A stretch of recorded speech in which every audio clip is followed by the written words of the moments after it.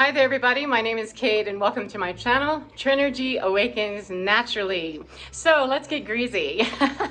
What?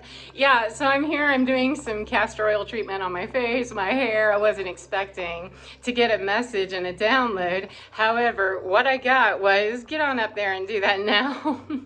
And so I like to be obedient when I hear Spirit asking me to do something. So here it is. I was thinking, as I'm putting all this slick stuff on my face, and how thick and very, viscous it is and all that other stuff, I'm like, oh, it's so greasy. And I instantly was reminded of a couple of things that were major turning points in my life for understanding the characterization and the integrity and the level of the person that I was playing with. A couple of those instances in my life where it absolutely changed and redefined for me. I went, oh, what? Spirit, when I heard it, kind of put a hashtag on that and went, that really, that bothers me. And the first one, it was about, let me see.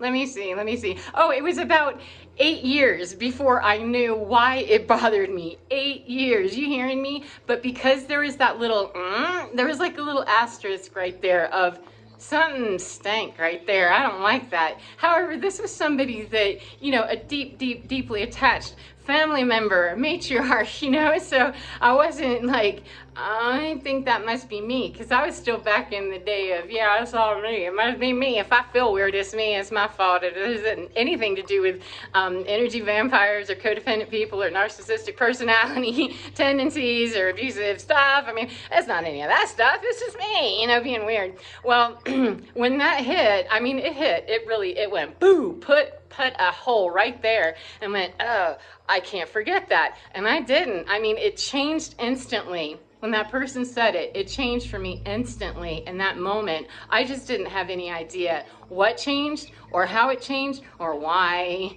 But, and then it was with the same person, like maybe 3 or 4 years after that. 3 or 4 years before I had the realization of what that was, that comment. The same person made another comment and it further defined. So now let me put this all into a more digestible format and give you some deets on this. I was in the hospital, okay? I had a bowel obstruction 10 years ago. I was on a ventilator, was in the hospital for 4.5 months, nearly died. It was very dramatic. It was extremely dramatic. I seriously, I don't have a belly button. I'm missing a lot of intestine and, shit got rotten real, literally, at my house and for months afterwards, because I was sick, Sorry, by the way, I didn't mean to do that. Yeah, I guess I did, because I did, but it certainly wasn't conscious. Anyway, I was on a ventilator and a couple weeks maybe, and transferring hospitals. Doing all kinds of crazy stuff, but in that very first period of time, in the first couple of weeks, I have family members, I only had a couple, there's only a small amount of family members, blood family members on my side of the family, and at the time I was married. So, family gathered, and I was told, and it said, oh, shit, literally, well, I guess we better pray, this person, church lady type, I'm gonna pray. And I go, okay, well, that would be expected. You're a matronly type. That would be expected that you'd come in and pray. You're that person. You're the go-to for the fam, right? And so later, mind you, this is a couple of years, right? Mind you, it's a couple of years later, I've had a few things happen with this person. My ex-husband retired. Things got really kind of funky. We moved and we got closer to this whole family unit thing. And this comment came flying out of when I was in the hospital, we were talking about that, and I said, that must have been so frightening for all of you. I'm so sorry, I cannot even imagine, the amount of terror that put into people's hearts, especially, my children. They were younger. Nobody wants to be doing that. Nobody predeceases like that. That's not right. It's not natural. So we were talking about that, and this person was the one that, you're the go-to prayer monk person, and I guess, let's chat about that. And she said, yeah, I was having this meditative experience, 444. I was meditating and praying over you. Which the first thing I thought, Okay, I've never heard that, but I mean, with Reiki and hands-on healing touch and stuff, but I've never heard that person say that they were going to pray over me or that they did pray over me. That seemed a little throwback to the Southern Baptist Church or something, so I was a little bit sus, asterisk.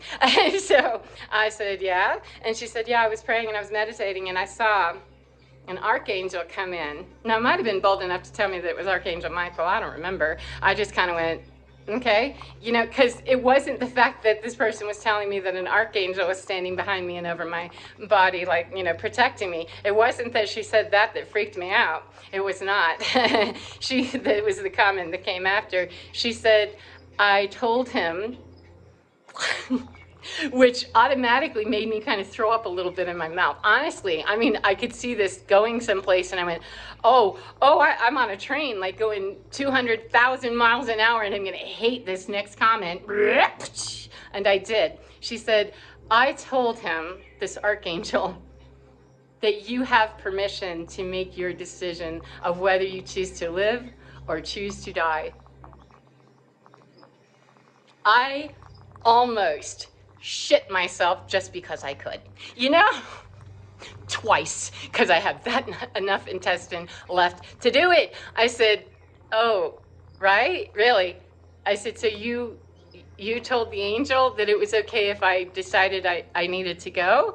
And she said, yes. And I knew, button it. Kate, keep your mouth shut and do not say a thing, because this is not the person. You already know enough about this situation. This is a very intimate situation here. And you already know that person's not going to appreciate you saying, that kind of creeps me out and I really don't want to talk about this anymore.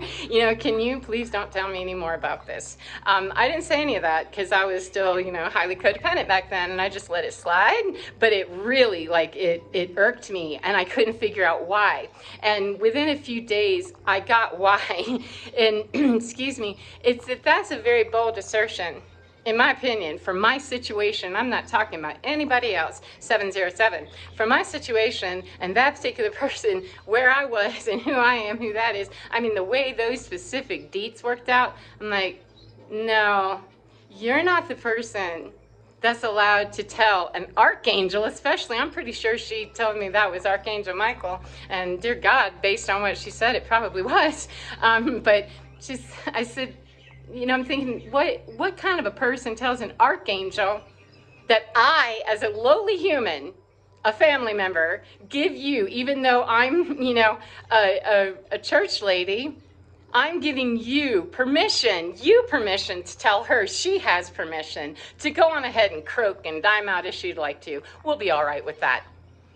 And I thought, do you have consensus vote on this from everybody, or is this just you? Because I'm not sure that people that live in my house, I'm not sure that we're all on board with that. I mean, I'm not sure we're all on board with that. I'm pretty sure that, we might have had some argument somewhere about that. And I didn't bring up any of that conversation. You hear me? Because that person would not tolerate it. She'd absolutely lose her mind and go bonkers. She's pretty attached to her titles in spiritual studies. So I didn't say anything, but I thought, that is really taking a lot into your own hands, and a lot of assumption about me as my own person, and my own spiritual sovereignty was so little and ill-defined and not even noticeable in that person's mind that you couldn't possibly wrap your whole identity around the idea that I have my spiritual sovereignty, and I always had the ability to choose, and I was choosing life. I already had lots and lots and lots and lots and lots of times. And it didn't matter. Somebody praying with me, over me, whatever they're doing, absolutely, good intention is good intention. However, it pushed it over the line with that individual, because I know that individual that, you're pushing up into spiritual sovereignty there with some assertions, giving an archangel permission to run along and send the message to her that she's allowed to exercise her right as a sovereign being to exit this planet or stay. That's a very bold assertion. And the way that I really, 919, got a hold of that even further, that made me throw up even more, except it really went almost projectile, was that a few years after that, after I started going through divorce, and this relationship got soups intense and hella electric with anything could set it off at any time. So I was navigating that one and, backing out as quietly as I could and trying to figure out what is this? Because this is super complicated, it's super confusing, and this is a very specific matron archetype and relationship here that is really, really, really chapping me. I don't understand it. I don't like it. It creeps me out. I feel violated. There's spooky stuff in the ethers. I feel it. You know, I got eyeballs staring and stank sent my way a lot. What is this? You know? And there's only a handful of people. I mean, good God. So whenever I was speaking to this person later, I was just talking to her, and mind you, I'm going through divorce. We've had major, you know, this person and I'm trying, you know, I don't want to just bounce and go no contact with you. Could we please, you know? And so I didn't say that. I just was working, extending the offer of I'd like to build this relationship now that I'm, you know, no longer this, you know. I've got a lot of free time, and, you know, seems to me you had some changes recently in your life. Maybe we want to, you know, get to know one another since we've had this horrible relationship for my whole life. Maybe we want to do something more with this. And it was hampered already by the fact that I was going through a divorce. And the last time I was at that person's house, about 6 or 8 months, maybe even almost a year, actually almost a year after I went through a separation, my wedding picture was still up on this person's wall. Now, that's the context we're going to take that into, but I was like, all right, ignorance is bliss apparently, and I don't have to go in there and tell a woman how to arrange her house. That's not my business. However, it's noteworthy that it's kind of disrespectful, but that's not my house. It's a matter of, do I want to sit down at a table where I can see my wedding picture? You know, when I walk in the door and the person doesn't recognize me whenever they open the door, you are, yeah, a family member, but hey, you know, it's okay. It's been a few months since I've seen you. But anyway, we're talking, and I said something, and I said, I would love to know, you know, more about that. What was your interest when you were a child about that? 1144. And for whatever reason, I have no idea, but we were talking about childhood stuff in her world, about artistic expression and things, you know, having to do with writing and showing that side of her that I was really trying to draw out, that I'd like to know more about that, because that other stuff, you know, you giving me permission and everything, that's really not your wheelhouse. I know that's what you've been doing. However, that's not with me. You know, you're not my minister, you're not my spiritual guide, you're something else to me, 1212, and we need to redefine that. Can we do that? And I'd like to know more about this interest of yours because it's just so cool. And she said, you know, this was a phone call. I don't know that 1221 just passed. I don't know that I could have survived an actual in-person look of this to have the visual and the audio on it, that she said, you really are an angel, aren't you? And I thought, okay, hashtag, I don't really know what that means. I didn't know what that meant. I'm like, we're talking angel a lot. You're giving an angel permission to let me die. A few years later, you know, 5 years later, you're giving me the notion that I am an angel. And it wasn't that I really believed that I was an angel. Please don't misunderstand me. This is not an ego thing. This was just like, this is a matron, and I look up to you, I think, and I'm just super confused. What the hell is going on here? And so I was in meditation. I separated. I went no contact with all of it because it was just too confusing, and I got stuff to do besides 1313. Sit around and try to figure out what is the pathology of other people. I don't care. I'm trying to work on my own pathology, that I don't keep interacting with other people's pathology. Back up, you know. So what came to me is that because this person is a minister and they're inclined to do some very dark stuff, this woman has been co-opting my life, my mind, my soul as much as possible for my entire life, not even consciously aware of it, perhaps. I don't know. So I come from a very dark background. I'm not proud of it. However, there's a lot of darkness back there, people doing some very spiritually nasty stuff. And excuse me, this person, I don't have any direct contact with, you know, like witchcraft or anything like that. It's just there's an association with a very dark and dense field of energy with that. And so when I realized that this is a person who's been really shaming me and putting me down and very competitive with me for my whole entire life. This is not a person who's ever nurtured a matronly 14-14 relationship with me. And so that comment about you really are an angel, I'm like, I'm really not an asshole if that's what you're trying to discern. That's really what we need to know. But if we were going to pop it into the ethereal realms or the spiritual understanding, we'd say that light workers and star seeds or earth angels or people that are here on a different mission, we are different. We look different, we act different, we behave very much in a loving, kind manner. However, we can get beat up, 1444, we can get beat up by not understanding all of these weird attachments and weird labels and weird interactions with people who they understand energy better than we do sometimes. And they don't have a problem co-opting it or kind of attaching themselves there and putting in some karmic ties. And because this was a lifelong relationship, there was no hope whatsoever that I wasn't going to be indoctrinated into it right from birth and just keep right on going. However, 50 years was long enough, you know? And when I finally got around to the idea of I need to put this out there of this feels just so energetically like you all over me, you know? And I started talking to my guides about that. And that's what happens is people don't necessarily have to practice black magic out here in formalized education. However, if it's in the bloodline and the lineage, the dark energy is still there. And this was a person who talked a lot of very new thought stuff with a very bastardized version of it while being racist and homophobic at one time and very nasty about both, you know? So, I mean, issues like that. Humanitarian is not the first word that I would put into my head when I bring up a picture of that person. Now, I'm not trying to be hateful. I was trying to understand how the hell do I fit into this? And I realized that I don't. And that's why that little thing of you really are an angel, I went, well, you're a minister, don't you consider you would be one? I mean, I would consider if you were going to elevate someone and give somebody a promotion, usually, you know, you're happy to, you know, to flagellate for yourself, but I really didn't think that you would look to me and say such. It was just so odd. It was so odd. And it really, I didn't have any understanding of what spiritual warfare and, you know, energetic mismanagement is. I really didn't understand that parasitic, vampiric energy sourcing and, you know, things like that. So though people may not be actually doing their kitchen witch stuff or doing formalized things, they come from a lineage of it, then they still have that ability working around in the background and they can be puppeted from afar. So, you know, whether people are consciously aware of it or not, people's mouths will tell us, they introduce us. And whenever I get that, hashtag, baby, you're gonna wanna come back and reference this point, and I did. And then I started going back through my own history of,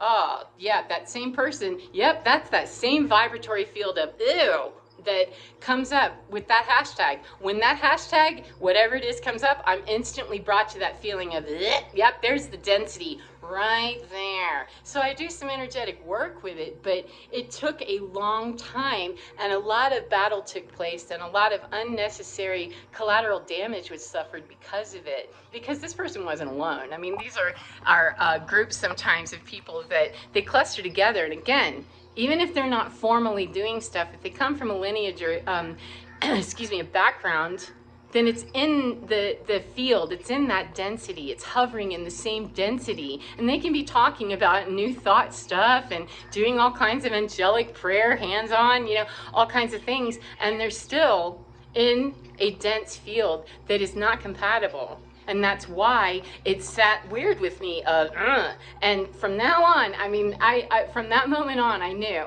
this is how you need to identify so that you know when we give you that 1818, stop immediately. And I could smell, like I could smell later on. I had no idea that I was going to be able to smell spirit, but I can. And I smelled that and went, oh my God, that's that field, that's that whole density. And there's a whole bunch of personalities in there. And I could care less about personalities and, you know, trying to chase certain people down and stuff. It's the whole collective of nasty that I'm about. I keep chipping away and, you know, alchemize, move it out, transform, do whatever, you know, I'm asked to do. And today it's to relate the story because maybe there are other people out there that stand in confusion, light workers and stuff, people that do God's work at a very high level, you know, are loving and kind. However, please back up. You know, we have work to do. We're not here doing the same things, and you don't need to join me in my crusade or my mission or whatever. I'm not looking for adherents. However, I'm also not looking for people to stand in my way and create war so that you destroy all the assets that I create to try to help other people who do want out of this mess. 1919. So that's really all it is. Like, it's not it doesn't have to be a battle point because I don't want to play the Hunger Games with you. I'm not interested. Go find other people because there's billions of people on the planet. If you want to be playing that game, There's a lot of people that want to play the Hunger Games. They want to do their time in the ring.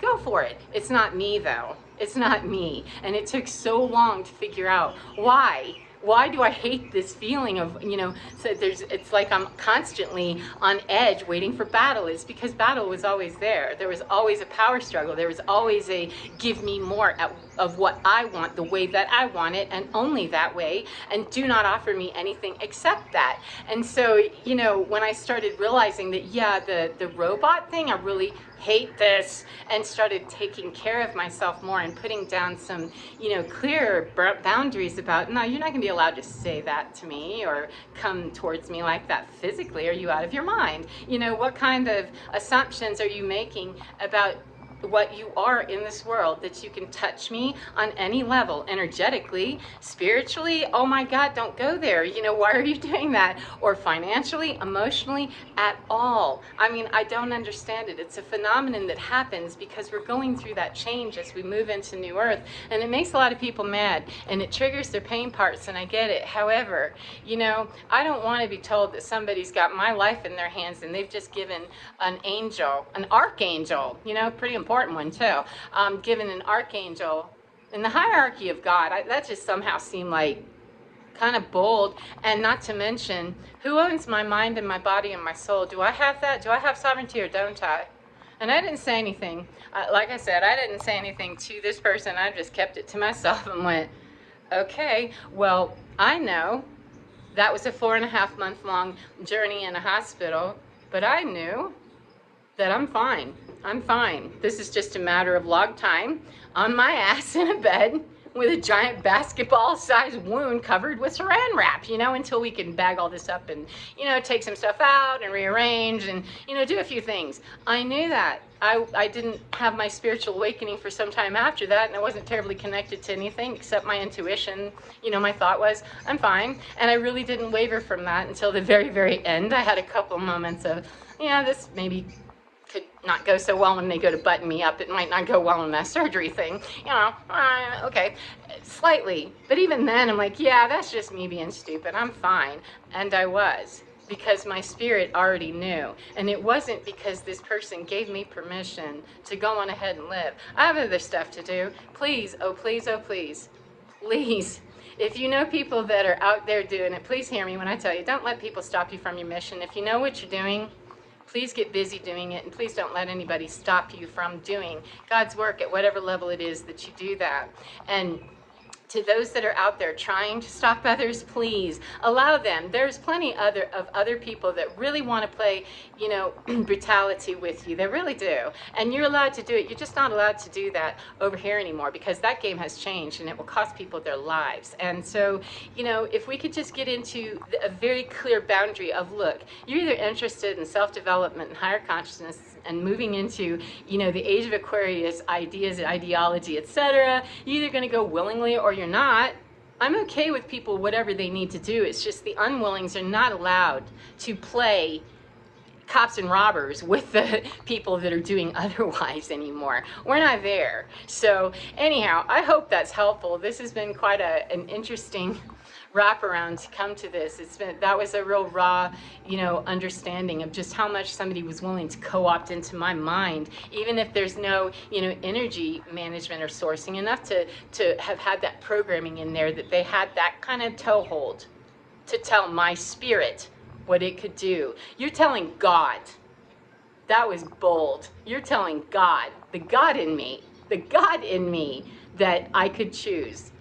That spirit already knew, just like yours does, hers does, that one, him, they. It doesn't matter. Our internal, very, very, very nugget, down to that little core, that already knows. Our higher self is already there. My higher self is probably chuckling. And I imagine, honestly, that Archangel Michael was there. If she saw that, it's because she was there. So, as ugly as it sounds, I had no idea that that's how that really was. However, people sometimes present one way, and they're absolutely not that for realsy. It's a matter of, your house and all that can look really great. It can look like it's up here in the high vibration stuff, and you can have a lifestyle that supports that look also. However, when I walk into people's homes or their presence or whatever, and I feel that, there's that hashtag, And you know, it's helped me considerably because that hashtag is in a lot of people, a whole lot of people. So I got good training for 50 years of what it's like to be kind of motored around and co-opted by other people and codependent, enmeshed, you know,